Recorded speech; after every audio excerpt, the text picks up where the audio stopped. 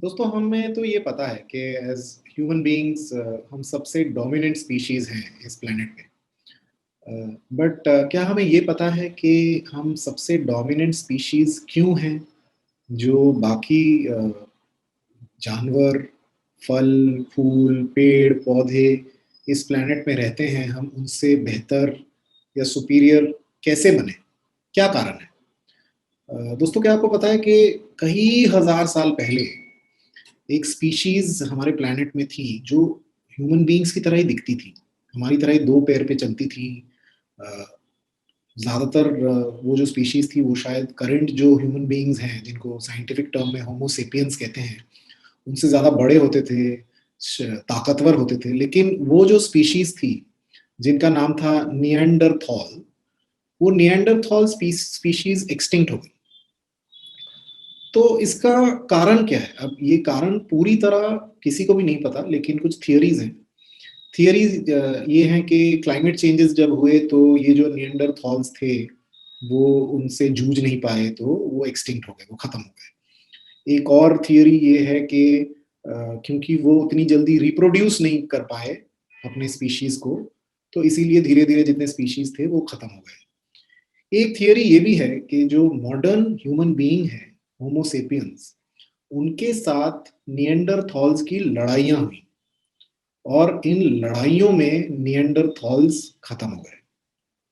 अब आप सोचिए, फिजिकली तो वो करंट ह्यूमन बीइंग्स से ज्यादा स्ट्रांग थे, तो current form of human beings ने उनको कैसे हरा दिया? ऐसा क्या है current form of human being में, मुझ में और आप में, जो उनमें नहीं था? हम कैसे अभी भी इस प्लेनेट को डोमिनेट कर रहे हैं when it comes to other species? हम इवॉल्व कर रहे हैं। दोस्तों, the main difference, the fundamental difference between homo sapiens या फिर modern human beings and Neanderthals में जो था वो है लैंग्वेज, भाषा। इनफैक्ट हमारा जो रीजन है, जो मेन रीजन है that we are able to dominate the entire food chain, हम दूसरे सारे जंतु जानवरों से ज्यादा पावरफुल हैं, फिजिकली नहीं लेकिन ओवरऑल एज अ स्पीशीज हम ज्यादा पावरफुल हैं, क्योंकि हमारे पास भाषा है। अब दोस्तों आप ये कह सकते हैं कि नहीं, भाषा तो जानवरों में भी है। अब कुत्तों को भी बोलो तो कुत्ते तो इंस्ट्रक्शन सुनते हैं। You are right, possibly it is true, भाषा जानवरों में भी है। लेकिन कभी आप ट्राई करना, अगर आपके घर पे कुत्ता है तो उसको ऐसे बताना कि अच्छा तुम ना अभी 50 मीटर सीधे चलो, फिर लेफ्ट लेना, फिर 100 मीटर और चलना, फिर जो रोड आएगा उसको क्रॉस करना, फिर रोड क्रॉस करने के बाद जो 200 मीटर पे किराने की दुकान है ना, वहां से 1 किलो आलू ले आना। वो कुत्ता, वो डॉग इतना कॉम्प्लेक्स इंस्ट्रक्शन कॉम्प्रिहेंड नहीं कर पाएगा, समझ नहीं पाएगा। So it's not that other species don't have language, but they don't have the ability to build language and communication to the detailed level that we have as human beings.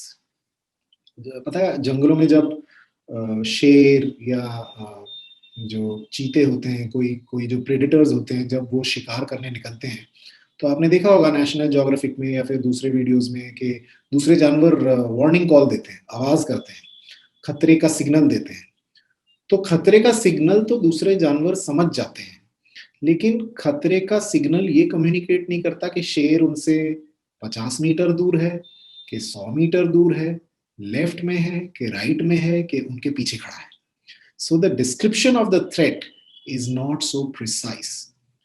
Other species on this planet don't have the ability to make their languaging so pointed, descriptive and specific. जितना भी evolution हमने किया है as a human race, काफी कुछ इसलिए हुआ है क्योंकि जो एक इंसान ने सीखा वो दूसरे को सिखा पाया। जनरेशन टू जनरेशन वो स्किल या फिर वो नॉलेज पास ऑन होती आई है, क्योंकि डॉक्यूमेंटेड थी। डॉक्यूमेंट कर पाए हम काफी डिटेल में, इनफैक्ट हम अगर किसी को कुछ सिखाते भी हैं, तो उसमें भी लैंग्वेज बहुत मायने रखता है। सिर्फ लोगों को इमिटेट करके कोई रॉकेट नहीं बना सकता, कोई गाड़ी नहीं बना सकता। इसके लिए बहुत डिस्क्रिप्टिव स्पेसिफिक लैंग्वेजिंग की ज़रूरत है, जो कि हम में है as human beings, and that is critical for the dominance that we have been able to create for ourselves. और यही एक कारण है कि हम इवॉल्व करते जा रहे हैं। देखिए, जो शेर था, वो 10,000 साल पहले भी जहाँ था वहीं है, लेकिन हम 10,000 साल पहले जहाँ थे वहाँ नहीं है। इनफैक्ट हम 10 साल पहले भी जहाँ थे एज अ ह्यूमन रेस, हम वहाँ से प्रोग्रेस कर रहे हैं, क्योंकि ये हमारी जो एबिलिटी है ना to build new language around new things. अब देखिए, दो दो इंजीनियर्स जब बातें करते हैं तो उनकी एक स्पेसिफिक लैंग्वेज होती है, वो that is the language of engineering. दो डॉक्टर्स जब बात करते हैं, अगर आपने देखा होगा, तो मेडिकल टर्मिनोलॉजीज में बात करते हैं, that is the language of medicine. And that is the unique ability that we have as a race to keep building our languages in various fields. And I'm not saying French, Dutch, German, Hindi, Bengali. I'm saying languaging around these specific fields: engineering, science, biology, Ayurveda. हर एक की एक अलग भाषा है, और उस भाषा के थ्रू हम अटेन कर पाते हैं अपनी सुप्रीमेसी। हम दिन ब दिन प्रोग्रेस कर रहे हैं। एक बहुत डीप चीज बताऊंगा आपको कि language is actually also at the source of our quality of life. जो लैंग्वेज आप अपने आप को मन ही मन बोल रहे हैं, या आप बाहर बोल रहे हैं, एंड व्हेन आई से language, I don't mean Hindi English, I mean आप अपने आप से क्या बातें कर रहे हैं। अगर आप पॉजिटिव बातें कर रहे हैं, और आप जो लोगों से पॉजिटिव बातें कर रहे हैं, तो जनरली आपकी लाइफ का एक्सपीरियंस भी पॉजिटिव होता है, आपके ज्यादातर रिजल्ट्स भी पॉजिटिव होते हैं। लेकिन अगर आप कंटिन्यूसली नेगेटिव डिसएम्पावरिंग लैंग्वेज को एंटरटेन कर रहे हैं, तो कहीं ना कहीं उसका असर भी नेगेटिव और डिसएम्पावरिंग ही होता है। सो language is very powerful, my friends. As I said, this is the biggest power which allows us to be so dominant and so powerful, and you can use it to your advantage. So keep in mind, what language are you using with yourself and others? Is it powerful? Is it creative? क्या ये empowering language है? क्या ये positive है? क्या बढ़ावा देने वाला language है? क्या optimistic language है? क्या आप, या फिर आप negative language में ही अपने आप को entertain कर रहे हैं, या फिर उसी में आप अपने आप को ज्यादातर इंडल्ज कर रहे हैं?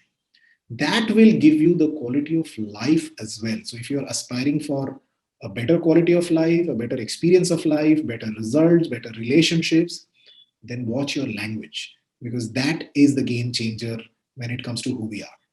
आज के लिए इतना ही। Thank you so much.